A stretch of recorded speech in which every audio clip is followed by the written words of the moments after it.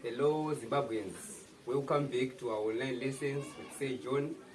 Today we are moving on to polynomials.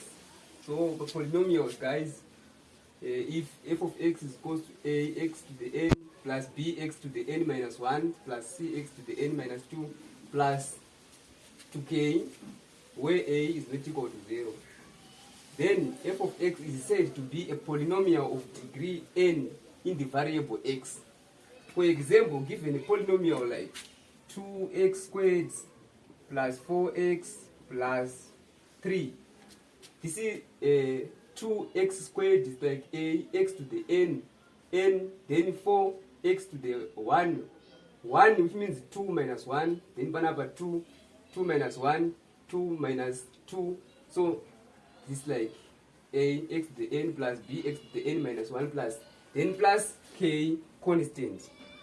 So it means it said this polynomial is said to be a polynomial of degree n in the variable x. For example, this polynomial is said to be a polynomial of degree 2 in variable x. Then given 6x cubic plus 4x squared plus 6x plus 3, this polynomial is said to be a polynomial in degree 3 in variable x. So ndo madandira tunoita polynomials edu. Like, okay, so for remainder theorem, polynomials mufana kuziva kuti tine degrees akasiyana polynomials. Tine polynomial rinenge rine degree 3, rimwe rinenge rine degree 4, rimwe rinenge rine degree 5, like zvataita paintroduction. So rinenge rine degree 2, it's a quadratic polynomial. Rinenge rine variable degree 3, it's a cubic polynomial. So remainder theorem, if a function f of x is divided by x minus a until the remainder does not contain x, then the remainder is equal to f of a. For example, find the remainder when f of x is equals to 2x to the power 2 plus x plus 1 is divided by x plus 2. How do we find the remainder given the function is divided by this function? This function f of x is divided by this function x plus 2. Solution, we find f of minus 2. We equate this function to 0. If we equate x plus 2 to 0, we get x is equals to minus 2. If we substitute minus 2 into this function, the result will be the remainder. So in this case, x plus 2 is equals to 0, x is equals to minus 2. So if x is equals to minus 2, if we put minus 2 here, we put also minus 2 place banana x side. So f of minus 2, we replaced apa pangapa ina x tikasa minus 2, then pangapa ina x tikasa minus 2, then pangapa ina x tikasa minus 2 plus 1. Then the result will be the remainder. So remainder theorem haina kuoma. Saka 7 is the remainder when this function is divided by x plus 2. Simple. So let's take an example remainder theorem. Right. Okay, so another example by remainder theorem. If f of x is equals to 9x cubic plus 4, this is a cubic polynomial. This is a cubic one. Find the remainder when f of x is divided by 3x plus 2. So how do we find the remainder? If f of x given a function f of x is divided by f of a is divided by x minus a, if we continue dividing this function with x minus a, then the remainder will be f of a. So f of a, how did you get this value a? We equate x minus a to 0. So in this case, we could divide the f of x na 3x plus 2. So we equate 3x plus 2 to 0. As we did here, we equated x minus a to 0. So that the remainder will be f of minus 2 over 3. If we equate 3x plus 2 is equals to 0, we get x is equals to minus 2 over 3. So f of minus 2 over 3, f of minus 2 over 3 will be our remainder. So solution, f of minus 2 over 3 is equals to, as we replace x panapa na minus 2 over 3, then we have to replace x by minus 2 over 3 for our function, for our statement to be true. So 9 open bracket minus 2 over 3 cubic plus 4. Okay, so minus 2 over 3 cubic will be 9 open bracket 8 over 27 plus 4, which is 4 over 3. So ukapanja calculator, 9 times minus 8 over 27 plus 4, 9 times minus 8 over 27 plus 4, you get a 4 over 3. So 4 over 3 is the remainder. So it is so simple, guys. Kana wakapiwa a function f of x and wakapiwa kuti yadividwa ne this function, you just equate this function in divider to 0 and find the value of x. The value of x ukawana iri 2, ukawana iri 3, unongoti f of 3, f of 2, f of any value yonengowana panapa. Ukangoita f of that a number, you get the remainder. Like here takatapiwa function no divider iri 3x plus 2. Then we equated 3x plus 2 to 0 and get value of x minus 2 over 3. Then f of minus 2 over 3 will be our remainder. So 4 over 3 is our remainder when divide this function by this. So the theory yatichadzidza yekufactorize panapa. Tino divide this function chanza a long division, but tinozita pamberi panotevera apa muchazodzidza kuti how do we divide this function by this function tichizowana remainder 4 over 3 tisingashandisi this remainder theorem. Right, so the factor theorem, given f of a is equals to 0, then x minus a is a factor of f of x, which means we are given f of x, the function in terms of x. So given function of x, tatisi tukaita kutsvaka remainder, tinoti f of a, say chakapiwa x minus a, chida kutsvaka a remainder, tinoti x minus a is equals to 0, tona x ari a, toti f of a to find the remainder. Saka in this case kuri kunzi tikawana f of a asiri 0, tikawana f of a ari imwe number isiri 0, inenge iri remainder. Then tikawana f of a ari 0, which means our remainder is 0 in this case, because f of a is not watsvaka remainder. Ukapuwa function ichidivide na x minus 2, ukaikweta this x minus 2 to 0, ukatsvaka f of 2, answer unowana i remainder. Saka ukwana f of 2 r is equals to 4, which means our remainder is 4. Ukwana f of 2 r equals to 0, which is our remainder is 0. So if the remainder is 0, for example, we divide 9 over 3. 3 into 9 inopinda ka 3, remainder 0. Saka kana remainder iri 0 zvinomborevei? Zvinoreva kuti this 3 is a factor of 9, because it divides exactly. Inopinda muna 9 ka 3 pasina remainder, which means 3 is a factor. Saka ndo zvatiri kuita pafactor theorem. If you find f of a, tikawana f of a are equal to 0, then x minus a is equal to is a factor of f of x. Simple. So example, right, given that f of x is equals to x cubic minus 2x squared minus 5x plus 6, show that x minus 1 is a factor of f of x. So show that if x minus 1 is a factor of f of x. So we find f of, if we equate this to 0, x minus 1 is equals to 0, then x is equals to 1. X is equals to 1 is a root. X is equals to 1 is a root. Then x minus 1 is a factor. So if x plus 2 is a factor of say f of x, then x is equals to minus 2 is a root. So a root yaunenge uinayo pa function yako ndio yaunono substitute mu equation yako to find the remainder. But kana iri factor, the remainder is 0. So we want to show kuti if we divide this function by x minus 1, we find the remainder which is equal to 0. So pa remainder theorem tatiza kuti chii panapa tinofana kushow kuti our remainder is equals to 0 to show kuti x minus 1 is a factor because kana isiri factor remainder kofana kubuda rusiri 0. So in this case taona root yedu iri x is equals to 1 is our root. So f of 1 to find the remainder, to show that the remainder is equals to 0, is equals to 1 cubic minus 2 1 squared minus 5 1 plus 6. 1 minus 2 is minus 1 minus 5 minus 6 plus 6 is 0. So if the remainder is equals to 0, which means x minus 1 is a factor, because if you divide something by something and get the remainder 0, saka, which means the divisor is a factor. Saka 1 x minus 1 is a factor now, and x is equals to 1 is our root. Okay, let me use a long division to find another root. So this question, show that x minus 1 is a factor. Then the second question will be find another two factors. Find another two factors.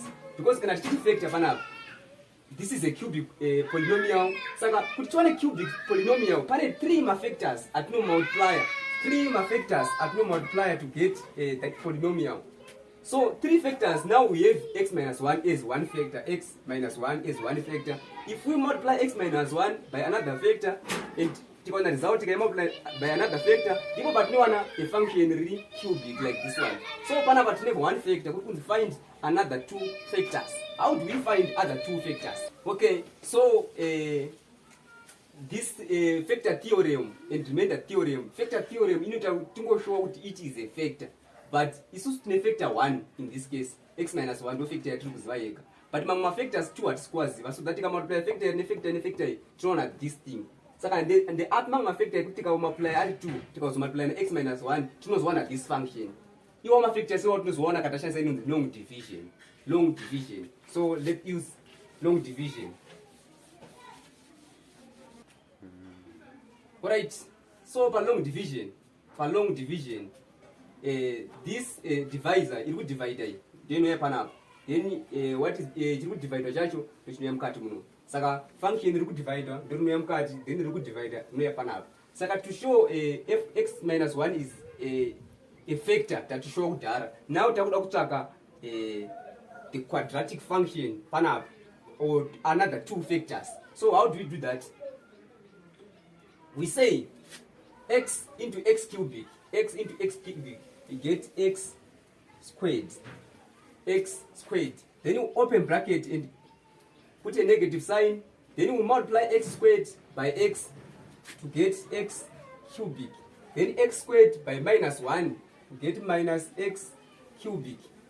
Minus x squared. So x cubic minus x cubic. 0. Then minus 2x squared minus x squared is minus 2x squared plus x squared. You get minus x squared. Takupa mafuta kulipita futi process ya tambo ita. Takuti susu minus x takuti x into minus x squared. Nuwana minus x. Then open bracket and place a negative sign. Minus x times x squared minus x times minus 1 plus x, close bracket, then you bring down minus 5x. Okay, so minus x squared minus x squared is minus x squared plus x squared, we get 0. Then minus 5x minus x, we get minus 6x. Then we bring down 6 plus 6 here. So repeat after the process here. X into minus 6x, we get minus 6. We get minus 6. Then we multiply minus 6 by x, negative here, minus 6 by x, minus 6x, minus 6 by minus 1 plus 6. So we are dividing this function until this is na x, until this is na x. So minus 6x minus 6x is minus 6x plus 6x, which is 0. Then 6 minus 6 is 0. So our remainder is 0. X minus 1 is a factor of x cubic minus 2x squared minus 5x plus 6. So yapinda kangani x minus 1 apinda ka x squared minus x minus 6 akasiya remainder 0. Ndozva zviri kureva izvo. So takufana kufactorize this. Which one another two factors, because if we multiply x minus 1 and x squared minus x minus 6, we get x cubic minus 3x squared minus 5x plus 6. But I ask my factors, it's like a factor, a quadratic factor. But look for two linear factors, so we need to factorize banap. Right? So if we factorize x squared minus x minus 6, two factors is minus, right? So another two factors nodes one up and up. So if we multiply this function and x minus 1, we get this function. So we need to factorize this to get another other two factors. So if we factorize it, we have minus 3 and 2 factors. So coefficient of x squared is 1, so we just say x minus 3x plus 2, and this factor x minus 1. So kana tasvika apa tinonzi tafactorize completely. That's factorizing completely. If we multiply these three factors, I know my factors, our factors x minus 3, x plus 2 and x minus 1 ndio ma factors. If you expand up unofana kudzokera apa kana wagona. So uno expand up papi chaunenge wakapiwa pano ndio factor 1 yaunenge wakapiwa, then aunowana pana apa 2 ndio ma factors aunenge uinawo, ndio unokazo factorize apa ukanyora ne this factor unenge wa factorize completely. Tichindira kuti wakapiwa a function rakadi, ukapiwa function to the power 4 panapo, which means panapo chaona to the power 3, unofana kuzo factorize to the power 3 roro equal another 3 factors plus a panapa kuti aite 4. Okay, so we can use another simple method kuti tisvike pama factors aya. A long division iri shortened. We can say tinoshandisa root manje apa pekutanga tashandisa long division tishandisa factor as x minus 1 yese yakakwana. Manje another long division iri shortened inoshandisa a root. If x minus 1 is a factor, which means x is equals to 1, so 1 hiyo ndio yatotora hiyo. If x minus 1 is equals to 0, then x is equals to 1. Saka x is equals to 1. Tiri kushandisa root kutsvaka ma factors. We have one factor already, so panapa tinoisa root, hatise factor, hatise x minus 1 is like zvataita kulong division iyayi. Then panapa tinongotora ma coefficient chete. Coefficient of x cubic is 1, coefficient of x squared is minus 2, then coefficient of x is minus 5, then the coefficient of, then panapa the constant is 6. Okay, simple. Then what I so you draw a line like this. Then first coefficient panapa, you just drop it panapa 1. No bango you drop a panapa. Then the second step you multiply 1 and 1, and you get 1. No pointer under the next coefficient 1. Then waku dana coefficients are up and ma sign out. This 1 is positive. So if you say minus 2 plus 1, you get minus 1. Mungu dana ni ma sign adzo. Then waku multiply to 1 times minus 1. 1 times minus 1. Then answer yawana when you up next plus the next coefficient minus 1. Then waku dana futi ni ma sign adzo. Minus 5 minus 1. We get minus 6. Then wakupa mafuti kumultiply 1 times minus 6 to get minus 6. Wakudana futi ni sign adzo 6 iri positive, so 6 minus 6 to get 0. So if you get 0 panapo, so kuti 1 is a root, so x minus 1 is a factor. Ukaona 0 panapo. So if you divide a number iri cubic yakairi to the power 3 ne number iri x to the power 1, unowana answer ine x to the power 2. Which means the highest power of x panapa is x to the power 2. Then panotevera painenge paina x, then this will be a constant. So we divide this function by x minus 1 to get a remainder of 0. But yapinda kangani, yapinda ka x squared minus x minus 6. So you need to factorize x squared minus x minus 6.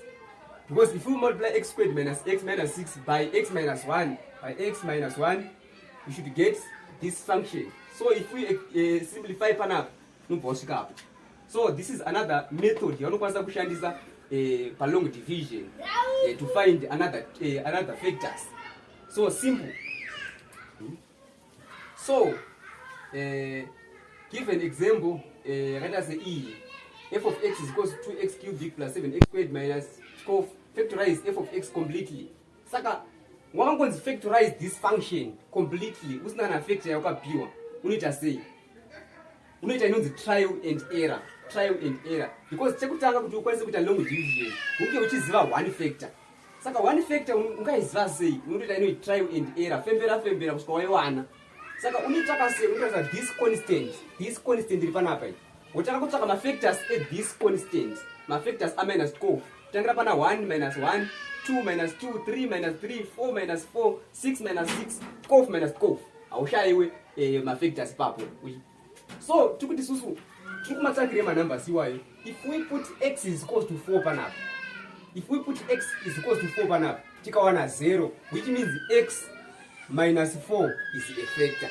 So tikitoka ndepi number tingati f of n panapa kuti tiwane remainder is 0. Tikati f of n panapa, tikati f of 2 tikawana remainder which is 0, which means x minus 2 is a factor. So tikutsvaka mafactors a minus 12 tiwane a root. So in this case x minus 1 is a factor, because if we say f of 1 is equals to f of minus 1 is equals to 2 open bracket minus 1 cubic plus 7 minus 1 squared minus 7 minus 1 minus 12. Then 7 plus 7 get 14. 14 minus 2 here is 12. 12 minus 12 is 0, right? So f of minus 1 is equals to 0, which means x is equals to minus 1 is a root. X is equals to minus 1 is a root. So if we bring 1 minus 1 this side, x plus 1 will be our factor. So now factor tate 1 tichaza trial and error method. Minus 1 uchiko try kuenda pakuda 0 ndipapo. So x plus 1 is our factor. So takuita long division kutsvaka another two factors, because this is a cubic function. Long division to get another two factors. So x plus 1, 2x cubic plus 7x squared minus 7x minus 12. Takuta first both tambos zviita kutanga zvinhu izvi zvachanetse. So x into 2x squared you get into 2x cubic you get 2x squared open bracket negative, then you multiply 2x squared times x, 2x cubic, 2x squared times 1, 2x squared, close the bracket. Then 2x cubic minus 2x cubic. Panapa ine cubic no minus ine cubic, then ine squared kuno multiply ine squared. Kana pana pasina ine squared, which means pi ine 0, not 0 minus 2x squared. Adika. So 2x cubic minus 2x cubic is 0. Then 7x squared minus 2x squared, we get 5x squared. 5x squared. Then we bring down minus 7x. Then takuti susu x into 5x squared, we get plus 5x. Plus 5x. Then open bracket negative. Taku multiply 5x times this 5x squared. 5x times 1 plus 5x. So 5x squared minus 5x squared 0. Minus 7x minus 5x minus 7x minus 5x minus 12x minus 12x. Then we bring down minus 12. Then x into minus 12x, we get x into minus 12x minus 12 panel. Open bracket negative. Minus 12 times x is minus 12x. Minus 12 times 1, get minus 12.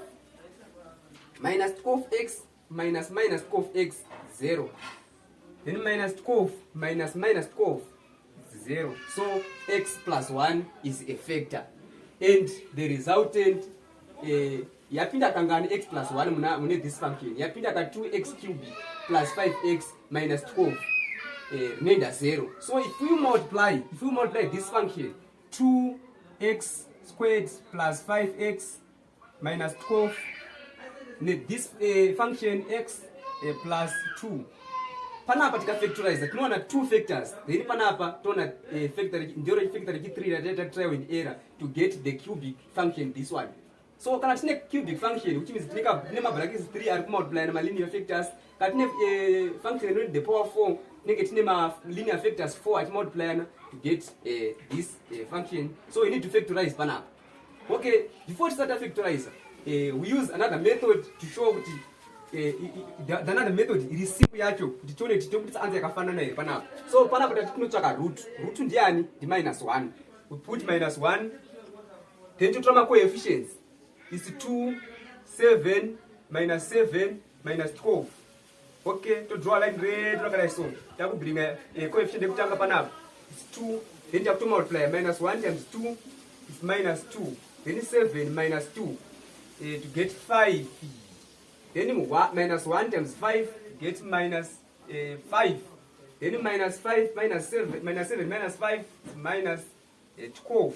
Then -1 times -12 is +12. Then -12 plus 12 is 0. So it's a factor.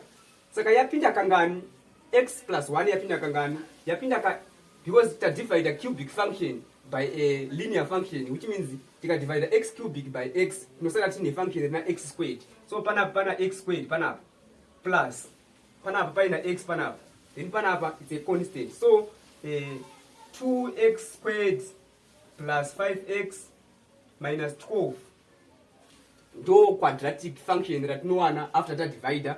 So if we multiply this function, quadratic function na x plus 1 no batazuka panapa. So you can use this method or this method because my answer unaona panapa anenge ahangofanana. So takuda ku factorize now. Right. So if we factorize up, if we factorize panapa coefficient of x squared is not 1. So tunoleta kutotenderera zveshe. Ma factors yedu ndi -3x na 8x. So if we factorize tunaona x plus 4, 3x minus 3, and this factor etaona panapa x plus 1, x plus 1.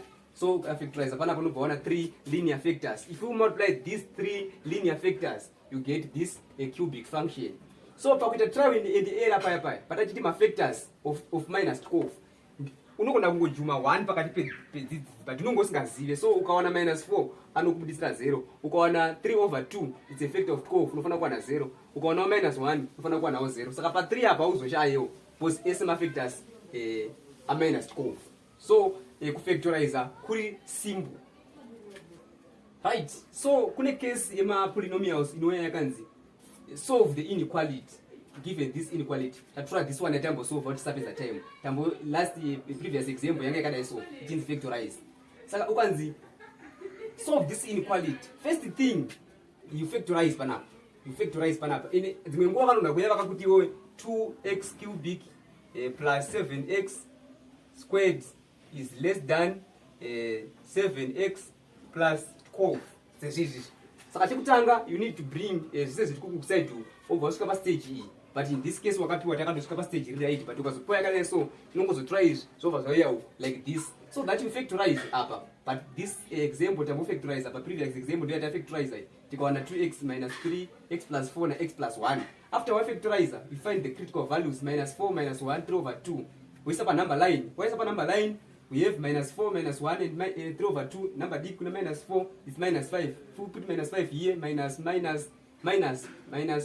So minus times minus is plus. Plus times minus we get negative, positive, positive. I think you know guys tinoshandisa sei number line. Kana musingazivi munogona kudzokera back ku video rinema inequalities. Okay, so panapa inequality sign iri less, so tunaenda par negative. So x is less than -4, union -1 less than x less than 3/2. Saka do masolve around the inequalities anenge ari cubic like this. Or ukapiwa iri function root to the power 4. Unotsvaka factor, wotsvaka another 3 factors, chingodaro. So pama inequality pakusolva pakufactorize. Ukapiwa function yakanzi 3x to the power 4 plus 3x to the power 3 plus 2x squared plus 4x plus 9. Right. unotanga kutotry in area kuti ndeipi ndikaisa apa kuti ndiwane 0. waona iyoyo uchawana factor 1 inenge kana x plus 3. waona this factor uchawana another cubic factor panapa.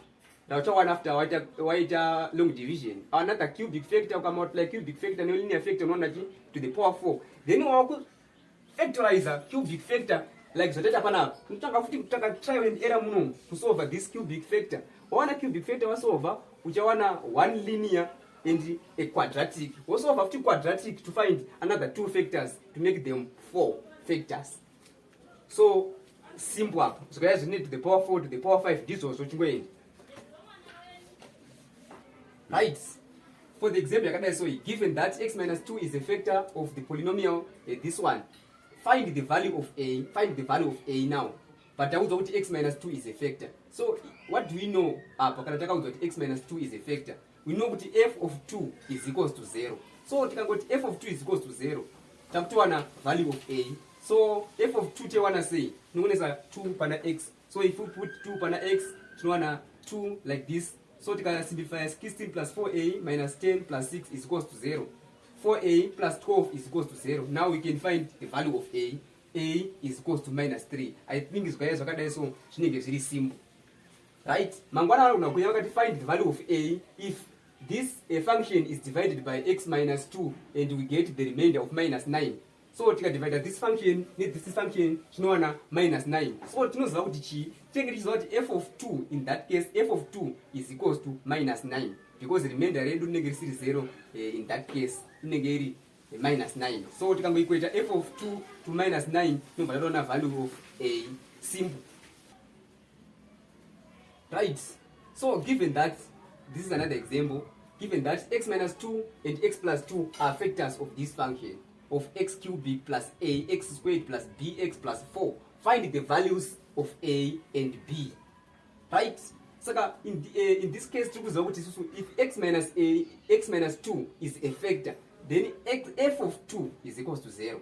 If x plus 2 is a factor, then f of minus 2 is equals to 0. It is factors. F of 2 is equals to 0, f of minus 2 is equals to 0. So like this. So f of 2 f of x like this one. So let f of x be x cubic plus x squared plus bx plus 4. So f of 2 is equals to f of 2, we put 2 here, 2 to get 4a plus 2b is equals to minus 12. Then if you simplify panapa, f of minus 2, 4a minus 2b is equals to 4. And if we solve simultaneous equation panapa, you get my values one panapa. But I don't think I'm going to simplify this simultaneous equation for you because this is a simple simultaneous equation at all level. So you are going to do it on your own, but you just solve the simultaneous equation. No, my values are a and the values of b. But really simple. So given two factors, you just say f of 2 and f of minus 2 will equator to 0. Usakangana ku equator to 0 because f of 2 is equals to 0 because x minus 2 is a factor. Right? So next time ukapoa kanzi, if this function is divided by x minus 2, we get the remainder of 2. If divided by x plus 2, we get the remainder of 4. You just say f of 2 is equals to minus 2. F of minus 2 is equals to 4. Just equate to my remainder to solve for a and b. Saka is ndikatasa ndinona zviri simple asi zvinhu zvakambooma zvakachipa. Alright. So given a formula, a question like a quadratic polynomial px leaves a remainder of minus 6 when divided by x plus 1, a remainder of minus 5 when divided by x plus 2, and also no remainder when divided by x plus 3. Find px. In this case, we are not given the polynomial divided racho, but angopewa ma factors ni amwe asiri ma factors kuri find that p of x. So tinoita sei manje pakaita se apa. Tinoita sei manje. A quadratic polynomial ndo panokugaida bana. A quadratic polynomial. A quadratic is in this form. Ax squared plus bx plus c. This is a quadratic polynomial in general yakadai so. So if we divide this general quadratic polynomial, if we divide this by x plus 1, we get the remainder of minus 6. So now we have to say f of minus 1 is equals to minus 6. Saka tichatonetsa equation 1 takutori 1 takutisa minus 1 apa. Tikaisa minus 1 apa pana x apa. Tinoona a minus b plus c is equals to minus 6, equation 1. Simple up. Then panotevera a remainder of minus 5 when divided by x plus 2. So if we say f of minus 2 is equals to minus 5, because f of minus 2 inobudisa remainder minus 5. So f of minus 2 is equals to minus 5. So f of minus 2 I need to check because in general form, if we say minus 2 squared, you get 4a. Then panapa is minus 2 times b is minus 2b plus c is equals to minus 5. This is equation 2. Then lastly, and also no remainder when divided by x plus 3. If x divided by x plus 3, apana remainder, which means we get remainder of 0. So x plus 3 is a factor. X plus 3 is a factor. So f of minus 3 is equals to 0. F of minus 3 is equals to 0. So minus 3 squared is 9a. 9a minus 3b plus c is equals to 0. Now is equals to 0. So now my equation 3. Equation 3, right? So given 3 equations, 1 equation, 2 equation, and 3 equation, how do we solve 3 equations simultaneously? How do we solve 3 equations simultaneously? We can solve this equation, this equation, this equation to find the value of a, value of b, and the value of c. Tawana ma values of a, b, and c. Then to replace panapa. So that this will be our quadratic polynomial. So regard rabia but taweka equation ratio. Right. Okay, so tashika 3 equations zedu. So how do we solve 3 equations simultaneously? We make simultaneous equations. We make one of the variables the subject to the formula. So the equation really is we make a subject to formula equation 1. You can make a when a is equals to minus 6 plus b minus c. A is equals to this one. Then substitute equation 4. This equation 4 we substitute into these 2 equations that's so far. So substitute equation 4 into 2 and 3 and equation 3, right? Substitute pana a takuisa this. Then equation 3 pana a takuisa a minus 3b. Then tika simplify. Tunaona 2 equations. Zinosala zili in terms of b and c. 2 equations in terms of b and c. Then to multiply na 3 multiply na 1 repasses so that to eliminate pana b pana. Tupataona my results are, if we subtract 6b minus 6b you get minus 0 pana, then minus 9c minus 8c you get minus c. Then 57 minus 54 3. C is equals to minus 3. So if c is equals to minus 3, if you take this equation, you take a 3 pana minus 3 pana c. No talk a value of b. Value of b no is 5. So if value of b is equals to 5, now the value of b, now the value of c, but make a subject to formula dara. So tabu yeta kusubstitute pana b pana c ma values atawana to find the value of a. So a will be equal to 2. So now tawana ma values are a, value of b, and value of c. And the quadratic polynomial in general urakata so ax squared plus bx plus c. So tabu to say value ya a pana a, value ya b pana b, value ya c pana c. So our quadratic polynomial p of x is equals to 2x squared plus 5x minus 3. Saka apa if we divide by this we get the remainder of kwaya ka testa sisi zataura paya unongwana ma remainder ariwaya. So this will be our quadratic polynomial p of x. So I ndio ma polynomial equations guys. So I think ma polynomial I think tapeza kana mune mama questions amasangana na wali challenging, feel free to ask guys my questions comment section, WhatsApp number 0783183381.